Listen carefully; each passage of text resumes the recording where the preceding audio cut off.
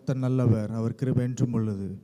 நம்முடைய நாட்கள் எல்லாம் கர்த்தர் நம்மோடு கூட இருக்கிறவராக இருக்கிறார்.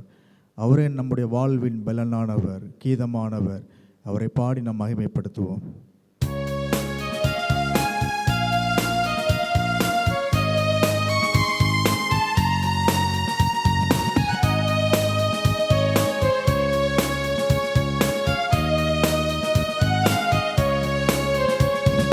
இயேசு எந்தன் வாழ்வின் பலனானா, எனக்கென்ன ஆனந்தம்.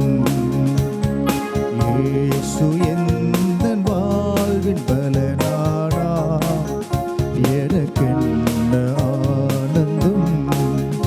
எந்தன் வாலிப நாட்களெல்லாம் எந்தன் வாழ்க்கையின் துணையானா, எந்தன் வாலிப காலமெல்லாம் எந்தன் வாழ்க்கையின் துணையானா, நாமமை தலை தோங்க நான் பாடுவேன் உமக்காக.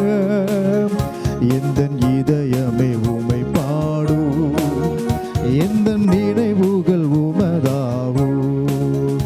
எந்தன் இதயமே உமை பாடு, எந்தன் நினைவுகள் உமதாவோ. இயேசு எந்தன் வாழ்வின் பலனானா, எனக்கென்ன ஆனந்தம். இயேசு எந்தன் வாழ்வின் பலனானா, எனக்கென்ன ஆனந்தம். பெரும் தீமைகள் அகன்றோட, பொல்ல மாயைகள் பறந்தோட, பெரும் தீமைகள் அகன்றோட, பொல்ல மாயைகள் மறைந்தோட, உமதாயின் அருள் காண வரும் காலங்கள் உமதாவோ. எந்தன் இதயமே உமை பாடு, எந்தன் நினைவுகள் உமதாவோ. எந்தன் இதயமே உமை பாடு, எந்தன் நினைவுகள் உமதாவோ. இயேசு எந்தன் வாழ்வின் பலனானா, எனக்கென்ன ஆனந்தம். இயேசு எந்தன் வாழ்வின் பலனானா, எனக்கென்ன ஆனந்தம். இந்த உலகத்தை நீர் படைத்து எல்லா உரிமையும் எனக்கு அளித்து, இந்த உலகத்தை நீர் படைத்து எல்லா உரிமையும் எனக்கு அளித்து, நாமமை தலை தோங்க நான் வாழுவேன் உமக்காக. இந்த இதயமை உமை பாடும், எந்த நினைவுகள் உமதாவோ. எந்த இதயமை உமை பாடு, எந்த நினைவுகள் உமதாவோ. இயேசு எந்தன் வாழ்வின் பலனானா, எனக்கென்ன ஆனந்தம். இயேசு எந்தன் வாழ்வின் பலனானா, எனக்கென்ன ஆனந்தம். ஹல்லேலூயா. கர்த்தர் நல்லவர். நம்மை பலப்படுத்துகிற ஆண்டவருக்கு மகிமை உண்டாவதாக. இந்த ஆசீர்வாதமான வேளையிலே கீலேயாத் கம்பீரத்தோனி நிகழ்ச்சி மூலமாக அருமையான கர்த்தருடைய பிள்ளைகளாகிய உங்களை சந்திக்கிறதில் நான் மிகவும் சந்தோஷப்படுகிறேன். தேவனாகிய கர்த்தர் இதுவரையிலும் நம்மை அற்புதமாக பாதுகாத்து அவருக்கென்று சாட்சிகளாக நாம் ஒவ்வொருவரையும் நிலைநிறுத்தி வருகிறார். இன்னும் அநேக ஜனங்களை ஆண்டவருடைய அன்பிற்குள்ளாக கொண்டு வரும்படியாக தேவன் விரும்புகிறார். ரட்சிக்கப்படாத ஜனங்கள் ரட்சிக்கப்பட்டு கிறிஸ்துவின் மந்தையிலே சேர்க்கப்பட்டு பரலோக ராஜ்யத்துக்கு பங்குள்ளவர்களாய் மாற வேண்டும் என்கிறது தான் நம்முடைய ஆண்டவருடைய நோக்கமும் திட்டமுமாக இருக்கிறது.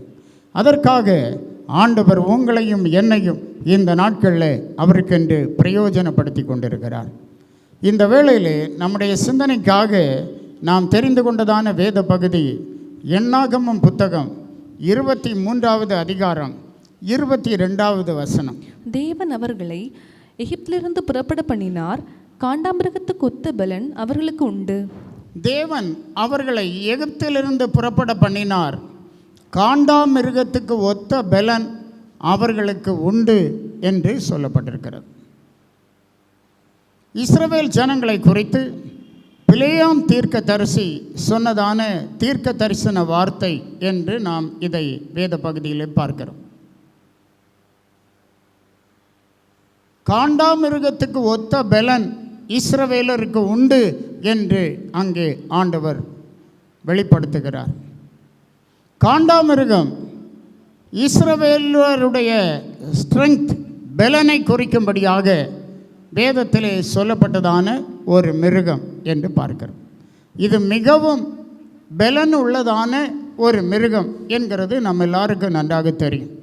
அதனுடைய தோற்றம், அதனுடைய அமைப்பு, அந்த காண்டாமிருகத்தினுடைய மசில்ஸ், அதனுடைய நல்ல வல்லமையான கொம்புகள், இவைகளெல்லாம் மிகவும் மிகவும் பலன் உள்ளவைகள், பார்ப்பதற்கே பயங்கரமானவைகள். சாதாரணமாக ஃபாரஸ்ட்டில் காண்டாமிருகத்தை எதிர்ப்பதற்கு எந்த மிருகமும் கிடையாது. எலிஃபெண்ட்டும் கிடையாது, சிங்கம் கூட காண்டாமிருகத்தை எதிர்க்காது. காண்டாமிருகம்தான் சிங்கத்தை எதிர்கொள்ளுமே தவிர சிங்கம் காண்டாமிருகத்தை எதிர்க்காது. அந்த அளவுக்கு இயற்கையாக அதை எதிர்ப்பதற்கு ஒருவருமே இல்லை என்று பார்க்கிறோம். அந்த அளவுக்கு இந்த காண்டாமிருகம் பலன் உள்ள ஒரு மிருகமாக காணப்படுகிறது.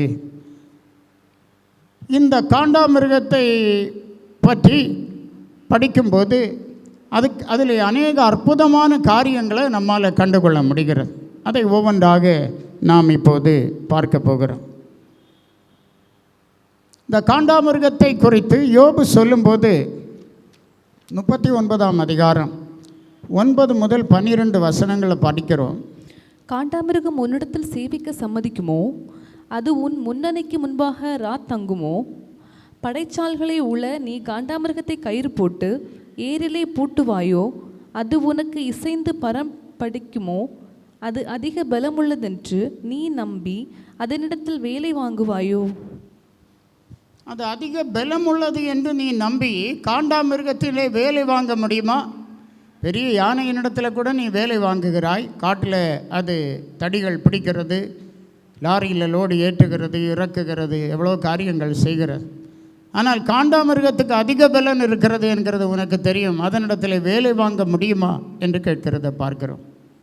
இந்த வேளையிலும் கூட கர்த்தருடைய பிள்ளைகளாகிய நமக்கு காண்டாமிருகத்துக்கு ஒத்த பலனை ஆண்டவர் தந்திருக்கிறார் என்கிறத நாம் புரிந்து கொள்ள வேண்டும். பல சோதனைகளுக்கு சிலர் ஆளாகும் போது அவர்கள் எண்ணுகிறதுண்டு, எனக்கு மாத்திரம் ஏன் இத்தனை சோதனைகள், எனக்கு மாத்திரம் ஏன் இத்தனை பிரச்சனைகள், நான் என்ன செய்வேன் ஏது செய்வேன் என்று அங்கலாக்கிறது உண்டு. ஆனால் அப்படி அல்ல.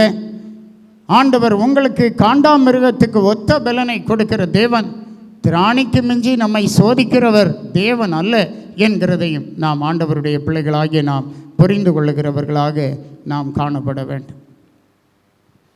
பாருங்கள், காண்டாமிருகத்தின் வெற்றியின் இரகசியத்தை குறித்து நாம் இப்போது பார்க்க போகிறோம். அதற்கு 2 காரணங்கள்.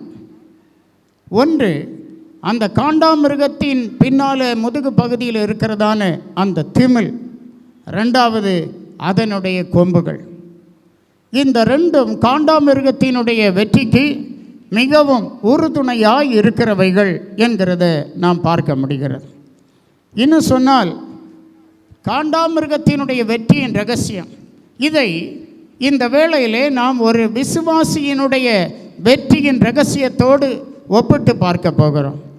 காண்டாமிருகத்துக்கு ஒரு திமில் இருக்கிறது பின்னால். சில காட்டு மிருகங்கள் இந்த காண்டாமிருகத்தை ஒரு சிங்கம் எதிர்கொள்ளுகிறது என்று நாம் வைத்துக்கொள்வோம். அப்படி எதிர்கொள்ளும் போது இந்த சிங்கம், இந்த காண்டாமிருகம் ஏதோ பின்வாங்கி ஓடுகிறது போல அது அப்படியே டிலே பண்ணி கொஞ்சம் கொஞ்சம் பின்வாங்கி அப்படியே நிற்கும். இதை பார்க்கும்போது நாம் என்ன நினைப்போம் என்றால் சீக்கிரத்தில் இது பின்வாங்கிவிடும், ஓடிவிடும் என்று தான் நாம் எண்ணுவோம். ஆனால் அப்படி அல்ல. இந்த காண்டாமிருகத்தின் திமிலுக்குள்ளாக ஏராளமான எண்ணெய் இருக்கிறது, ஆயில், ஒரு டைப் ஆயில் இருக்கிறது. அந்த ஆயில் ஹீட்டாகி அதனுடைய சரீரம் முழுவதும் படரும்படியாகத்தான் அது சற்று பின்வாங்கி நிற்கிறது. அந்த ஆயில் ஹீட்டாகி காண்டாமிருகத்தினுடைய சரீரம் முழுவதும், அந்த தோல் பகுதி முழுவதும் படர்ந்து மசில் பகுதி முழுவதும் படரும் போது அது அப்படி ஒரு சிலிப்பாகக்கூடிய ஒரு தன்மைக்குள்ளாக அந்த காண்டாமிருகம் போய்விடுகிறது. அதற்கு பின்பு எந்த மிருகம் அதை கடித்தாலும் சரி, தன்னுடைய நகத்தினாலே அதை அப்பி பிடித்தாலும் சரி, காண்டாமிருகத்தை அவ்விதமாக மேற்கொள்ள முடியாது என்று பார்க்கிறோம். ஏனென்றால் அந்த எண்ணெய் அல்லது அந்த தைலம் அந்த காண்டாமிருகத்துக்குள்ளாக இருந்தபடியினால். இதை நாம் ஒரு விசுவாசியினுடைய வாழ்க்கைக்கு தாராளமாக ஒப்பிட்டு பேசலாம். ஒரு விசுவாசியினுடைய அனுபவத்தை குறித்து நாம் பார்க்கும்போது, தேவனாகிய கர்த்தர் பாருங்கள், நமக்கு எண்ணெய் கொடுத்திருக்கிறார், நமக்கு பரிசுத்த ஆவியை கொடுத்திருக்கிறார், நமக்கு அபிஷேகத்தை கொடுத்திருக்கிறார். அந்த அபிஷேகத்தை பெற்ற தேவ பிள்ளைகளாகிய நமக்கு காண்டாமிருகத்துக்கு ஒத்த பலன் இருக்கிறது என்கிறதை ஆண்டவர் சொல்லுகிறதை நாம் பார்க்கிறோம். பல வேளைகளில் நாம் பலமில்லாதவர்கள், நாம் சத்துவமில்லாதவர்கள் என்று நாமே நம்மை என்ன செய்கிறது, குறைத்து மதிப்பீடு செய்து சத்துருவுக்கு அடிமையாகி போகிற தருணங்கள் எத்தனையோ நாம் கடந்து வந்திருக்கலாம். ஆனால் இன்றைக்கு உங்கள் வாழ்க்கையிலே ஒரு புத்துணர்வு உண்டாக வேண்டும். இன்றைக்கு உங்கள் வாழ்க்கையிலே ஒரு புதிய நம்பிக்கை உண்டாக வேண்டும். கர்த்தர் உங்களுக்கு அபிஷேகம் தந்திருக்கிறார். நீங்கள் தேவனாலே அபிஷேகம் பண்ணப்பட்டவர்கள், நீங்கள் சாதாரணமானவர்கள் அல்ல. ஆண்டவர் இஸ்ரவேல் ஜனங்களை குறித்து சொல்லும்போது, நான் அபிஷேகம் பண்ணினவர்களை நீங்கள் தொடக்கூடாது என்று சொல்லுகிறார். என்னுடைய தீர்க்கதரிசிகளுக்கு நீங்கள் தீங்கு செய்யக்கூடாது என்று சொல்லி பெரிய ராஜாக்களை சங்கரிக்கிறார், பிரபலமான ராஜாக்களை அழிக்கிறார். அவர் எவ்வளவு வார்னிங் கொடுக்கிறார். தேவ ஜனத்தை தொடக்கூடாது, அவர்களிடத்திலே அபிஷேகம் இருக்கிறது. இதை தாவீது அறிந்தபடியினாலே தான் சவுலை தொடாமல் தன்னை காத்து கொண்டான். கர்த்தரால் அபிஷேகம் பண்ணப்பட்டவராமே, எனக்கு தீமைகள் எத்தனை செய்திருந்தாலும் அவர் கர்த்தரால் அபிஷேகம் பண்ணப்பட்டவராமே என்று சவுலை தொடுவதற்கு அவன் ஒருபோது கூட கை நீட்டினது இல்லை என்று பார்க்கிறோம். ஏனென்றால் அந்த அபிஷேகம் அவ்வளவு விசேஷமானது, அந்த அபிஷேகம் அவ்வளவு பவர்ஃபுல், அந்த அபிஷேகம் அவ்வளவு மேன்மையானது. அதை அவன் அறிந்திருந்தான் என்று பார்க்கிறோம். இன்றைக்கும் கூட கர்த்தரால் அபிஷேகம் பண்ணப்பட்ட நாமும் கூட பரிசுத்த ஆவியில் நிறைந்து தேவனுக்கென்று காணப்படும் போது சாத்தான் நம்மை மேற்கொள்ள முடியாது. ஏனென்றால் இந்த பரிசுத்த ஆவியானவர் நமக்கு உதவியாளராக இருக்கிறார். இந்த பரிசுத்த ஆவியானவர் நம்மோடு கூட இருந்து நமக்கு ஆறுதல் செய்கிறவராக அவர் காணப்படுகிறார். இந்த பரிசுத்த ஆவியானவர் நம்மோடு கூட இருந்து நமக்கு ஆலோசனை கர்த்தராக இருக்கிறார். யுத்தத்தில் ஜெயம் தருகிறவராக இருக்கிறார். அவர் நமக்காகவே யுத்தம் பண்ணுகிறார். அவர் நமக்காகவே வாக்கு கடங்காத பெருமூச்சுகளோடு வேண்டுதல் செய்கிறவராகவும் அவர் காணப்படுகிறார் என்று பார்க்கிறோம். அப்போ இவ்வளவு காரியங்கள் இந்த பரிசுத்த ஆவியானவராகிய இந்த அபிஷேகத்தின் மூலமாய் நமக்கு உண்டாகிறது. மத்தேயு 25ஆம் அதிகாரம் 4வது வசனத்தில் பார்க்கிறோம். அங்கே கன்னிகைகளை குறித்து நாம் படிக்கும்போது, புத்தி உள்ளவர்கள் தங்கள் தீவட்டிகளோடும் கூட தங்கள் பாத்திரங்களில் எண்ணெயும் கொண்டு போனார்கள். ஆண்டவருடைய பிள்ளைகளாகிய நீங்கள் ஒவ்வொருவரும் புத்தியுள்ளவர்களாக இருக்க வேண்டும் என்று சொல்லி தேவன் விரும்புகிறார். இன்றைக்கு உலகத்தில் கூட எல்லா மனுஷரும் விரும்புகிறது அதுதான். ஒவ்வொரு கம்பெனியில் ஒரு இன்டர்வியூ வைத்து வேலைக்காக ஆட்களை தெரிந்து கொள்ளும் போது கூட புத்தியுள்ளவர்கள் வேண்டும் என்று தான் அவர்கள் அலைந்து தெரிகிறார்கள். ஏன் நாம் கூட நம்முடைய பிள்ளைகள் புத்தியுள்ளவர்களாக தான் இருக்க வேண்டும் என்று வாஞ்சிக்கவில்லையா? இதுபோல நம் ஆண்டவரும் வாஞ்சிக்கிறார், புத்தியுள்ளவர்களாக அவருடைய பிள்ளைகள் காணப்பட வேண்டும் என்று சொல்லி. ஏனென்றால் அவர்களிடத்திலே ஒரு விசேஷம் இருக்கிறது. அவர்கள் தங்கள் தீவட்டிகளோடு கூட தங்கள் பாத்திரங்களிலே எண்ணெயும் கொண்டு போனார்கள். ஆகவே அவர்கள் மணவாளனுடைய சந்தோஷத்திலே பிரவேசித்தார்கள் என்று பார்க்கிறோம். புத்தியுள்ளவர்கள் மணவாளனுடைய சந்தோஷத்திலே பிரவேசிக்க முடிந்தது. அந்த அனுபவம் கர்த்தருடைய பிள்ளைகளாகி நாம் ஒவ்வொருவரிடத்திலும் காணப்பட வேண்டும். ஆகவே அபிஷேகத்தின் நிறைவோடு கர்த்தருடைய பிள்ளைகளாகி நாம் காணப்பட வேண்டும். லேவியராகமம் 21ஆம் அதிகாரம் 12வது வசனம் வாசிக்கும்போது, பரிசுத்த ஸ்தலத்திலிருந்து புறப்படாமலும் தன் தேவனுடைய பரிசுத்த ஸ்தலத்தை பரிசுத்த குலைச்சல் ஆக்காமலும் இருப்பானாக. அவனுடைய தேவனின் அபிஷேக தைலம் என்னும் கிரீடம் அவன் மேல் இருக்கிறதே நான் கர்த்தர். அவனுடைய தேவனுடைய அபிஷேக தைலம் என்னும் கிரீடம் ஆசாரியன் மேல் இருக்கிறது, நான் கர்த்தர் என்று ஆண்டவர் சொல்லுகிறார். அப்போ அபிஷேகம் பண்ணப்பட்டவன், விசேஷமாய் தேவனுக்கென்று அபிஷேகம் பண்ணப்பட்டவன், மிகவும் மேன்மையானவன், அவன் எவ்வளவோ விலையேற பெற்றவன். அவனுடைய தேவனுடைய அபிஷேக தைலம் என்னும் கிரீடம் அவன் தலையின் மேல் இருக்கிறது. ஆகவே தேவன் நம்மை விசேஷித்த அபிஷேகத்தினாலே அபிஷேகம் பண்ணி இருக்கிறார். காண்டாமிருகத்துக்கு ஒத்த பலன் நமக்கு இருக்கிறது. இந்த காண்டாமிருகத்தின் பின்பகுதியிலே முதுகு பகுதியில் எப்படி அந்த திமிழர் இருக்கிறதோ, அது எண்ணெயினால் நிரப்பப்பட்டிருக்கிறதோ, சத்துருவை காணும்போது காண்டாமிருகம் சற்று பின்வாங்கினது போல் நடித்து அந்த எண்ணெய் என்ன செய்கிறது, அதன் சரீரம் முழுவதும் பரவி விடுகிறது. அப்போது அது அங்கே என்ன செய்கிறது, சத்ருவினால் அதை மேற்கொள்ள முடியவில்லை.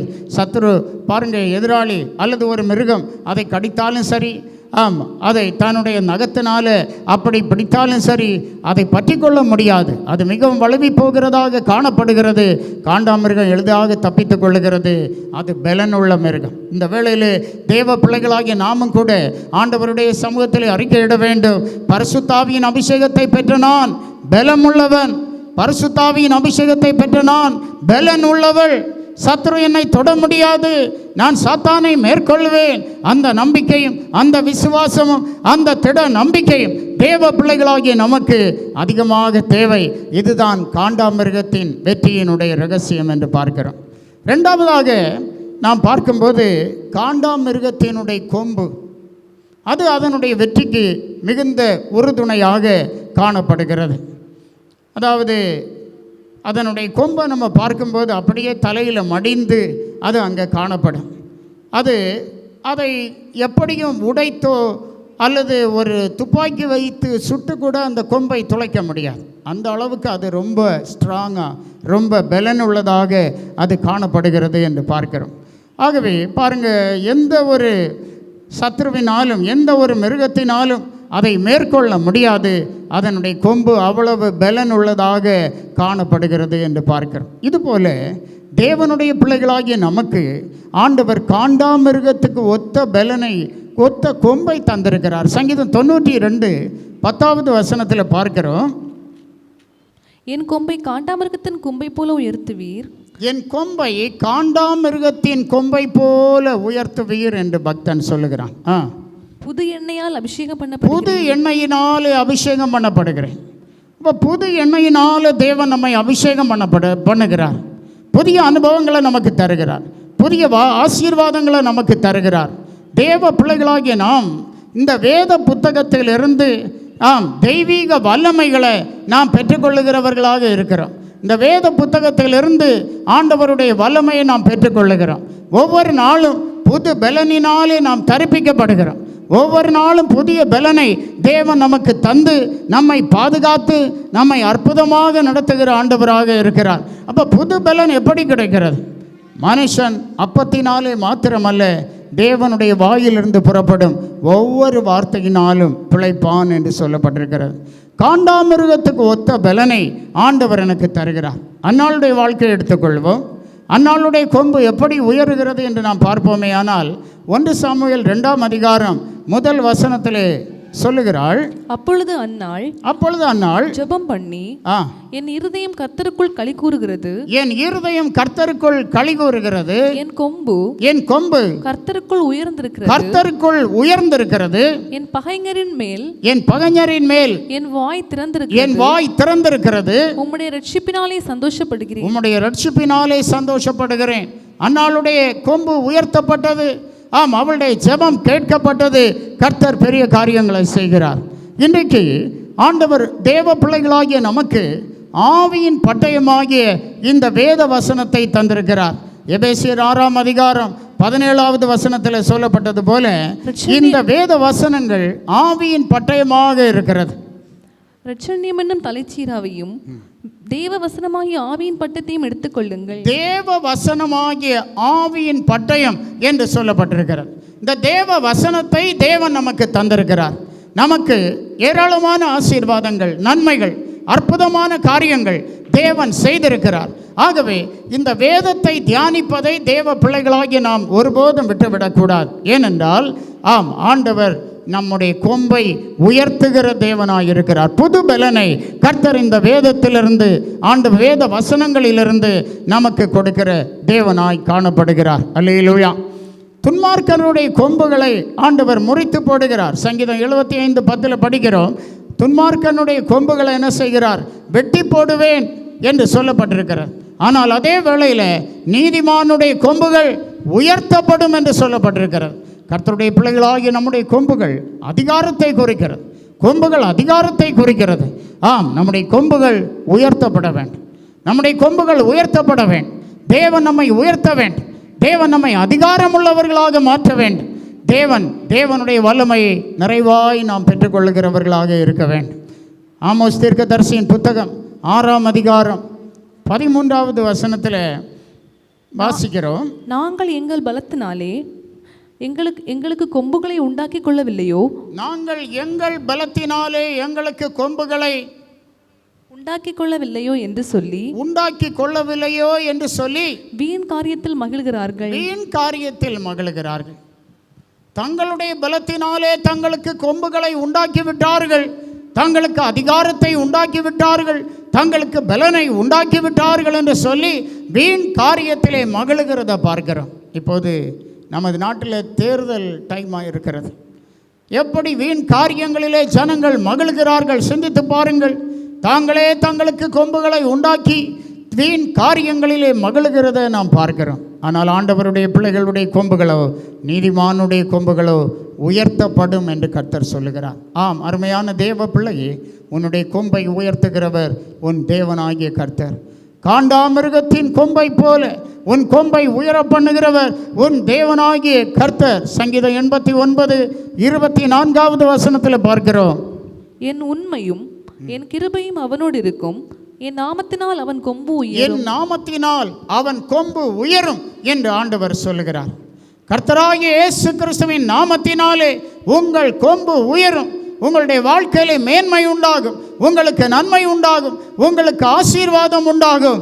காண்டாமிருகத்துக்கு ஒத்த பலனை ஆண்டவர் உங்களுக்கு தந்திருக்கிறார். 112:9வது வசனத்தில் கூட நாம் வாசிக்கும் போது, வாரி இறைத்தான் ஏழைகளுக்கு கொடுத்தான், அவனுடைய நீதி என்றென்றைக்கும் நிற்கும், அவன் கொம்பு மகிமையாய் உயர்த்தப்படும். நாம் ஏழைகள் மேல் கரிசனை உள்ளவர்களாய் இருக்கும்போது, மற்றவர்களுக்கு உதவி செய்யக்கூடிய ஒரு மனநிலையோடு காணப்படும் போது, மெய்யாகவே அவன் கொம்பு மகிமையாய் உயர்த்தப்படும் என்று படிக்கிறோம். இந்த நாட்களிலும் கூட கர்த்தருக்கென்று நாம் செயல்படும் போது, மற்ற ஜனங்கள் மேல் கரிசனை உள்ளவர்களாய் இருக்கும்போது நம்முடைய கொம்பு மகிமையாய் உயர்த்தப்படும். கர்த்தர் தான் நம்முடைய கொம்பை உயர்த்துகிறார். காண்டாமிருகத்தினுடைய வெற்றியின் ரகசியம் அதன் கொம்பில் இருக்கிறது. ஆண்டவர் நம்முடைய கொம்பை என்ன செய்கிறார்? உயர்த்துகிறார். கடைசியாக நாம் மீகா தீர்க்கதரிசியின் புத்தகம் 4ஆம் அதிகாரம் 13வது வசனத்தில் பார்க்கிறோம். சீயோன் குமாரத்தியே, நீ எழுந்து போரடி, நான் உன் கொம்புகளை இரும்பும், உன் குளம்புகளை வெண்கலமும் ஆக்குவேன். நீ அநேக ஜனங்களை நொறுக்கி போடுவாய். அவர்கள் தேடி சேர்த்ததை நீ கர்த்தருக்கென்றும் அவர்களுடைய ஆஸ்தியை பூமிக்கெல்லாம் ஆண்டவராய் இருக்கிறவருக்கென்றும் நியமிப்பாய். நான் உன் கொம்புகளை இரும்பாக மாற்றுவேன் என்று கர்த்தர் சொல்லுகிறார். நீ எழுந்து போரடி என்று சொல்லுகிறார். ஆவிக்குரிய வாழ்க்கையிலே ஆண்டவர் உங்களுக்கு விஸ்தாரமான அனுபவங்களை தருகிறார். கர்த்தருக்காக எழுந்து போரடிக்கும்படி உங்கள் எல்லைகளை கர்த்தர் விஸ்தாரமாக்குகிறார். உங்களுடைய கொம்புகளை இரும்பும், உங்களுடைய குளம்புகளை வெண்கலமுமாக்குவேன் என்று கர்த்தர் சொல்லுகிறத பார்க்கிறோம். ஆகவே நம்முடைய கொம்பை உயர்த்துகிறவர், நம்மை மேன்மைப்படுத்துகிறவர், நம்மை பிரயோஜனப்படுத்துகிறவர் நம்முடைய தேவனாகிய கர்த்தர் என்று பார்க்கிறோம். இப்போ இந்த நாளில் பாருங்கள், காண்டாமிருகத்துக்கு ஆண்டவர் விசேஷித்த பலனை கொடுத்தார். இஸ்ரவேலருக்கு அவர்களுடைய பலன் காண்டாமிருகத்தின் பலனுக்கு ஒத்திருக்கிறது என்று சொல்லுகிறத நாம் பார்க்கிறோம். தேவன் அவர்களை எகிப்திலிருந்து புறப்பட பண்ணினார். காண்டாமிருகத்துக்கு ஒத்த பலன் அவர்களுக்கு உண்டு என்று சொல்லுகிறத பார்க்கிறோம். ஆகையினால் இந்த நேரத்தில் கர்த்தருக்குள்ளே நம்மை திடப்படுத்தி கொண்டு காண்டாமிருகத்துக்கு ஒத்த பலனை எனக்கு தந்திருக்கிறீர் ஆண்டவரே என்று சொல்லி நம்முடைய ஆண்டவரிடத்தில் நம்முடைய பலனை நாம் ஒன்று கூட புதுப்பித்து தேவனுக்கென்று காணப்படுவோம். கர்த்தர் நம்மை அதிகமாக ஆசீர்வதித்து வழி நடத்துவாராக. தொடர்ந்து நாம் ஜெபிப்போமாக. ஹல்லேலூயா. கர்த்தரை நோக்கி நாம் ஜெபிப்போம். ஹல்லேலூயா. இன்றைக்கி பலவிதமான பாடுகளினாலும் பிரச்சனைகளினாலும் வியாதியினாலும் பலவிதமான இக்கட்டான சூழ்நிலைகளில் ஒருவேளை தேவ பிள்ளைகளாகிய நீங்கள் அகப்பட்டிருக்கலாம். அருமையான தேவ பிள்ளைகளை, நீங்கள் இப்போது கர்த்தரை நோக்கி ஜெபிப்பீர்களே ஆனால் மெய்யாகவே உங்களை வழிநடத்த, உங்களை விடுவிக்க, உங்களை தப்புவிக்க, உங்களை ஆசீர்வதிக்க, உங்களை குணப்படுத்த, சௌக்கியமாக்க இந்த ஆண்டவர் வல்லவராக இருக்கிறார். ஹல்லேலூயா, ஹல்லேலூயா, ஹல்லேலூயா, ஹல்லேலூயா. எல்லோரும் ஆண்டவரை நோக்கி ஜெபிப்போம். ஆண்டவரே மை ஸ்தோத்தரிக்கிறோம் அப்பா. கிருபை நிறைந்தவரே மை ஸ்தோத்தரிக்கிறோம் ஆண்டவரே. பரிசுத்தமானவரே மை ஸ்தோத்தரிக்கிறோம் ஆண்டவரே. மகத்துவமானவரே மை ஸ்தோத்தரிக்கிறோம் ஆண்டவரே. அற்புதங்களை செய்கிறவரே மை ஸ்தோத்தரிக்கிறோம் ஆண்டவரே. அதிசயங்களை செய்கிறவரே மை ஸ்தோத்தரிக்கிறோம். நம்முடைய பிள்ளைகளுக்கு ஆண்டவர் இரக்கம் செய்யும் ஆண்டவரே. பற்பல விதமான வியாதியில் அவர்கள் சிக்கி தவித்து கொண்டிருக்கலாம் ஆண்டவரே. இந்த நேரத்தில் கர்த்தரை நோக்கி ஜபிக்கும் போது ஆண்டவர் இவர்களுக்கு இரக்கம் செய்யும்படியாக ஜபிக்கிறோம் ஆண்டவரே. எவ்விதமான சத்துருவின் போராட்டமாக இருந்தால், எவ்விதமான வியாதியாக இருந்தாலும், ஹல்லேலூயா, நசரேயனாகிய இயேசு கிறிஸ்துவின் நாமத்தினால ஜெயம் எடுக்கிறோம். அற்புதத்தின் தேவன் வெளிப்படும்படியாக ஜபிக்கிறோம். அதிசயமான தேவன் இவர்கள் வாழ்க்கையில் வெளிப்படும்படியாக ஜபிக்கிறோம். வியாதிகள் நீங்கி போகட்டும். ஹல்லேலூயா, ஸ்தோத்திரம் ஆண்டவரே. வியாதியை குணமாக்குகிற தேவன் கிரியை நடப்பிக்கும்படியாக ஜபிக்கிறோம். சுகமாக்குகிற வல்லமை உம்மிடத்திலிருந்து புறப்படும்படியாக ஜபிக்கிறோம் ஆண்டவரே. அற்புதமான விடுதலை தாரும் ஆண்டவரே. அதிசயமான விடுதலை தாரும் ஆண்டவரே. இன்னும் ஆண்டவரே, பிசாசின் பிடியிலே சிக்கி தவிக்கிறோம் உம்முடைய பிள்ளைகளுக்காக ஜபிக்கிறோம். கர்சத்துருவின் பிடியிலிருந்து ஆண்டவர் விடுதலை தரும்படியாக ஜபிக்கிறோம் ஆண்டவரே. ஹல்லேலூயா. எல்லா பொல்லாத அந்தகாரத்தின் கிரியைகளை இயேசுவின் நாமத்தினால சபித்து அப்புறப்படுத்துகிறோம். தேவாவியானவர் பலமாய் கிரியை செய்யும்படியாக ஜபிக்கிறோம் ஆண்டவரே. கர்த்தர் மகிமை எடுக்கும்படியாக ஜபிக்கிறோம். பலப்படுத்தும், அதிசயமான காரியங்களை செய்யும் நம்முடைய பிள்ளைகளை கர்த்தர் ஆசீர்வதியும் ஆண்டவர். ஹல்லேலூயா, ஆமென். இன்னும் ஆண்டவரே, கடன் பாரங்களை சிக்கி தவிக்கிற குடும்பங்களுக்காக ஜபிக்கிறோம். சர்வ வல்லமையுள்ள தேவ கரம் நம்முடைய பிள்ளைகளை ஆட்கொள்ளட்டும் ஆண்டவரே. கர்த்தர் தயவு செய்யும்படியாக ஜபிக்கிறோம் ஆண்டவரே. கடன்கள் இந்த விடுதலை கொடுக்கும்படியாக ஜபிக்கிறோம் ஆண்டவரே. ஹல்லேலூயா. கடன்காரர்கள் இவர்களை அமிழ்த்தாதபடி அன்றைக்கு சிங்கங்களின் வாயை தானியேலுக்காக கட்டின தேவன் சீக்கிரமாய் ஆண்டவரே அந்த கடனை அடைக்கும்படியான நன்மையான வழிகளை கர்த்தர் இவர்களுக்கு உண்டு பண்ணி கொடுக்கும்படியாக ஜபிக்கிறோம். பாதைகளை செப்பனிட்டு கொடுக்கும்படியாக ஜபிக்கிறோம். நீரூற்றுகளை திறந்து கொடுக்கும்படியாக ஜபிக்கிறோம். அற்புதமான காரியங்களை செய்யும்படியாக ஜபிக்கிறோம். ஆசீர்வதியும் ஆண்டவரே. ஹல்லேலூயா. நம்முடைய வல்லமை ஒவ்வொருவரையும் ஆட்கொள்ளட்டும் ஆண்டவரே. நம்முடைய மகிமை ஒவ்வொருவரையும் ஆட்கொள்ளட்டும் ஆண்டவரே. மகத்துவமான காரியங்களை கர்த்தர் செய்யும்படியாக ஜபிக்கிறோம். ஆமென். ஹல்லேலூயா. நன்றி ஆண்டவரே. துதிக்கிறோம் ஆண்டவரே. ஸ்தோத்திரம் ஆண்டவரே. ஹல்லேலூயா. கர்த்தர் நம்முடைய ஜெபங்களை கேட்டிருக்கிறார். கர்த்தர் செய்த எல்லா பெரிய காரியங்களுக்காக நன்றி சொல்லி நாம் கர்த்தரை மகிமைப்படுத்துவோம். கர்த்தர் உங்களோடு கூட இருப்பாராக. எங்கள் அன்பின் ஆண்டவரே, கிருபையுள்ளவரே, நாங்கள் துதிக்கிறோம். மிகவும் ஆசீர்வதிக்கப்பட்டதான இந்த அருமையான நல்ல வேலைக்காக நன்றி சொல்லுகிறோம். காண்டாமிருகத்துக்கு ஒத்த பலனை எங்களுக்கு தந்திருக்கிறீர் ஆண்டவரே. விசேஷித்த பரிசுத்தாவியின் அபிஷேகத்தை எங்கள் ஒவ்வொருவருக்கும் தந்திருக்கிறீர் ஆண்டவரே. இந்த நாட்களில் உம்முடைய அன்பிலே நாங்கள் பலப்பட உம்முடைய சித்தத்தை செய்ய கிருபை தார். எல்லா நன்மையால் நிரப்பும். உம்முடைய பிள்ளைகளை நிறைவாய் ஆசீர்வதியும். அந்தகார கிரியைகள் மேல் ஜெயங்கொடும். தேவ இரக்கத்தால் முடிசூட்டும். தாழ்த்துகிறோம், வழி நடத்தும். பெரிய காரியங்களை செய்யும். துதிக்கான மகிமை எடுத்துக்கொள். இயேசு மூலம் கேட்கிறோம் பிதாவே. ஆமென், ஆமென். God bless you.